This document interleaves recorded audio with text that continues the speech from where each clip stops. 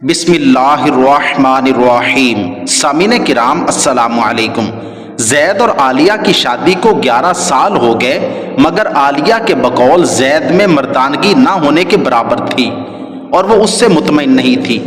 اس کا نقصان یہ ہوا کہ عالیہ نے زید کے کزن سے نہ صرف ناجائز تعلقات بنائے بلکہ زنا سے 3 بچے بھی پیدا کر لیے۔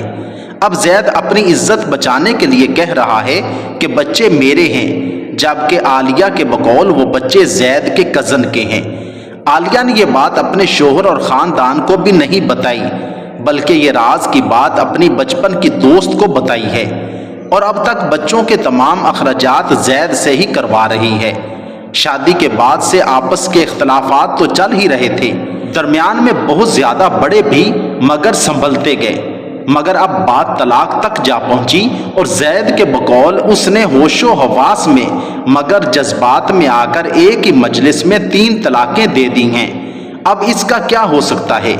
اب سوال یہ ہوتا ہے کہ کیا عالیہ عدت کے بعد زید کے کزن جس سے زنا کرتی رہی ہے اس سے شادی کر لے تو بچوں کے بارے میں کیا حکم ہوگا؟ کیا بچوں کو حقیقی باپ کا نام دے سکتے ہیں؟ اور خاندان یا معاشرے میں کیسے رہا جائے؟ سب سے پہلے اس بات کو سمجھ لیجئے کہ اختلافات اپنی جگہ، مگر 11 سال بعد مردانگی نہ ہونے کا اعتراض لگا کر بچوں کا مستقبل داؤ پر لگانا درست نہیں۔ کیا ان بچوں کی یہ حقیقت سامنے آنے کے بعد معاشرہ ان کو قبول کرے گا؟ کیا وہ خود سر اٹھا کر جی سکیں گے؟ ان معصوموں کو اس جرم کی سزا کیوں دی جائے جس کا انہوں نے ارتکاب ہی نہیں کیا؟ طلاق کی عدت پوری کرنے کے بعد عالیہ اپنے پسندیدہ کزن سے نکاح کر لے، لیکن بچے زید کے ہیں اور اسی کے پاس رہیں گے۔ حضرت سیدہ عائشہ صدیقہ رضی اللہ تعالی عنہا سے روایت ہے کہ عتبہ بن ابی وقاص نے سعد بن ابی وقاص سے وعدہ لیا کہ زما کی لونڈی کا بیٹا میرا ہے، اس پر قبضہ کر لینا۔ فتح مکہ کے سال سعد بن ابی وقاص نے اسے پکڑ لیا اور کہا یہ میرا بھتیجا ہے اور اس کے متعلق مجھ سے عہد لیا گیا ہے۔ عبداللہ بن زمع کھڑے ہوئے اور کہا یہ میرا بھائی ہے کیونکہ میرے باپ کی لونڈی کا بیٹا ہے اور ان کے بستر پر پیدا ہوا ہے۔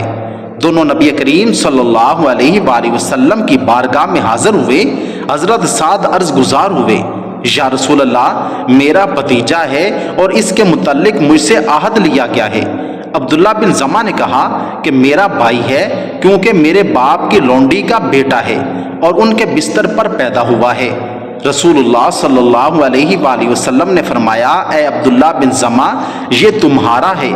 پھر نبی کریم صلی اللہ علیہ وآلہ وسلم نے فرمایا، الولد للفراش وللآہر الحجر، بچہ اس کا ہے جس کے بستر پر ہوا اور زانی کے لیے پتھر ہیں، اس لیے بچے زید کی طرف منسوب کیے جائیں گے، وہی ان کا باپ ہے اور ان کی پرورش بھی اسی کے ذمہ داری ہے۔